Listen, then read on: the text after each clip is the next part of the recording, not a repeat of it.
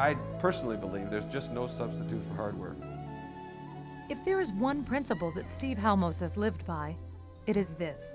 And this simple philosophy is largely the reason he is one of Fort Lauderdale's most respected figures. This is also why Steve is able to do pretty much as he pleases these days. But it wasn't always this way. For many years, Steve worked tirelessly to become the success story he is today, following an example set forth from childhood by his immigrant parents. They really were the American dream. I hate to be corny about it, but they came here from Hungary with nothing, and they were successful in America, and they did it, I think, largely because of hard work. Steve began building his own American dream in 1969 with the start of Safeguard. Ironically, this company that would go on to earn him and many others millions was born out of a casual visit with his brother. At that time, my brother, Peter Halmos, was going to school here in Florida, getting an MBA, and I was at Georgia Tech in Atlanta. So on his way to New York to seek employment, he stopped by my apartment for, I guess, a couple of days, and just basically through idle conversation, the concept of this concept of registering people's credit cards and notifying the credit card companies in the event of loss of the cards came up. Basically, over a meal or something, we decided that we'd go into that business. So Steve went on to Harvard to get his MBA, and it was during that time that Safeguard was formed, a relatively brand new concept. Many were skeptical, even Steve's future wife. I can remember pretty vividly the first time I told her about this idea, and she tried to hide the fact that she thought I was crazy when I told her this idea that I wanted to pursue. But Madeline was supportive, and when they returned to Florida to build the business, she helped in every way she could. Their first office was at the International Building on Sunrise Boulevard, 500 square feet, and I worked in the company with them. I was secretary and, Girl Friday. There were just the three of us because they couldn't afford any other staff. It was a young company. And we worked all the time, every day, all night. Constant, year after year, to build up the business. And it turned out to be a success. It was, in fact, a huge success. The company went on to be rated as a leading organization year after year by Forbes, Businessweek, and many others. But Safeguard would see its share of obstacles. I think we had just about every kind of bump that exists in a roadway. We were a public company for almost the entire time. We went public with $52 in assets. That was it. It's a somewhat depreciated typewriter. And in those days, I guess you could, not without a lot of badgering of the SEC, but we finally did go public, and we raised about, after paying the accountants and lawyers, about $200,000. Some 2 decades after its inception, the concept was a tried and true industry. Then, in 1992, Steve, now CEO, left the company he had co-founded. We worked hard. We thought if we kept it up, we could really do something and make a little bit of money. My brother and I were together for 23 years, and I think if there's one thing that we shared in that, it was that we simply were going to continue, and we were determined to continue until it was a success. At the time of his departure, Safeguard had zero debt, $200 million in cash, and had earned annual profits of $46 million. But the new executive leadership would not be as successful. Just 3 years later, the company had instead annual losses of $77 million. But instinctively, Steve had already sold his 22% stock ownership, making him a very wealthy man.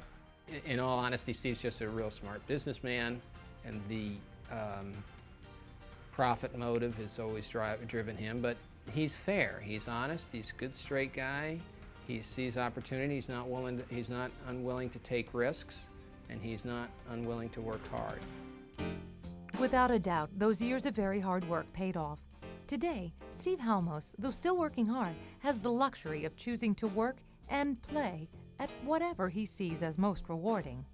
These days, I'm doing a lot of things that I basically pick projects to do that I enjoy. I've invested in quite a few real estate projects. I don't develop them myself, but I've been fortunate to have become partners with some very seasoned real estate folks, including Terry Stiles.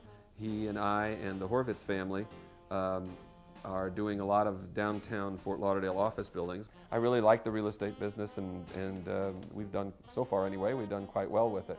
I think I admire most Steve, kind of the person that he is. Everybody thought at first Steve was a tough guy, and Steve's not. I mean, he's a tough businessman, but he's fair. But as far as his personality, he's probably one of the nicest people he ever met. I think he likes real estate, and he's been a real player in our downtown market. I would say Steve's characteristics of entrepreneurship and business skills have transferred very nicely as he's become a developer, a partner in developments in South Florida, in Broward County and in Fort Lauderdale. And the way he has attacked that has been with a consistent attitude of quality. He wants to do a really nice building. Whenever anything that he's involved in, he wants it to be top quality. He wants it to be done right. And he enjoys seeing a building go up from the ground to the top floor.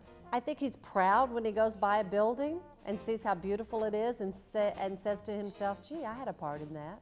Steve's other business interests today include a smaller version of the concept that made him a wealthy man. I have a company called the Reunion Group, which is so named because it's a reunion of a bunch of folks who were with me at Safecard, selling a lot of the same services through credit card companies, and we have a good-sized customer base and are doing quite well. The company's profitable and it's doing well.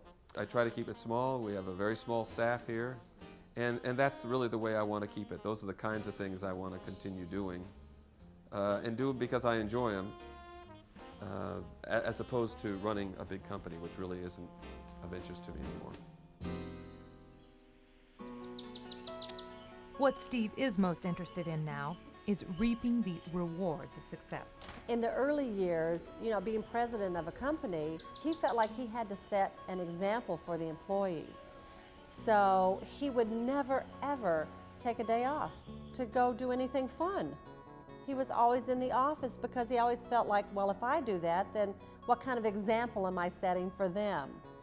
So I think that was really hard. So it's nice that he can do that now. And I think he's earned it, to be able to relax a little bit. The four of us took a trip to Europe together. In fact, he planned our trip, this trip that we went. It was our 10th anniversary. And he worked months on this for Keith and I. I mean, months and months and months. Getting the right restaurant, the right hotels. I mean, it couldn't have been any better. Steve, although known to be very giving when it comes to his friends and family, is also known to be slightly frugal at times. He has a terrible reputation, which is unearned. Maybe in the earlier days, he had a terrible reputation of being very cheap. But he really isn't cheap. He's very generous. A good example of Steve's generosity is his annual boys ski trip. We do a bunch of us guys go away. Not everybody can make it every time, but whenever any one of us can, we always do it. And Steve's very generous. His plane out to his house, he wouldn't accept a penny for any of that. We have a great time skiing and all that good stuff. Here we are, we're staying in a beautiful house in a beautiful place, and at the end of the day, we're all skiing, and take our boots off at the boot locker room, and Steve spends like 5 extra minutes trying to cram 2 sets of boots into this little locker room so he doesn't have to pay the extra 50 cents to get another locker. So that's a good example of how Steve's very generous in one sense, but he's very careful with a buck. Of all the activities that Steve enjoys these days, at the head of his list, spending time with his 2 children. Clearly, what he regards as his most significant achievements. I think the thing I'm proudest of is my kids. I think I've got 2 great kids who, 16 and 20, and even though a father has a hard time being objective about his kids, I'll grant you that, but being as objective as I can, I think my kids are real well-adjusted, solid kids with a real good strength of character, and I'm very, very proud of both of them. I have to say that Steve is a very good father. He's involved with our children. He asks them questions. He's interested in what they're doing. He wants to hear what they're doing, what they're thinking, and I think our kids appreciate that. and I think they enjoy being with him. Steve believes strongly in the importance of education and knowledge, not only for his own children, but for all youth. Perhaps this is why he became so involved in the Fort Lauderdale Museum of Discovery and Science. Until I started doing it, I would tell you that I lived a life pretty much devoted to self-interest. I started to see there was a lot of good work that it was doing, and some neat things could be done, and it involved kids and education. I can say that I think I've gotten more out of it, in the case of the museum in particular, I think I've gotten more out of it than they have. Steve Halmos is held in the highest regard by his family, his friends, and his business associates, all of whom understand his success has been no accident.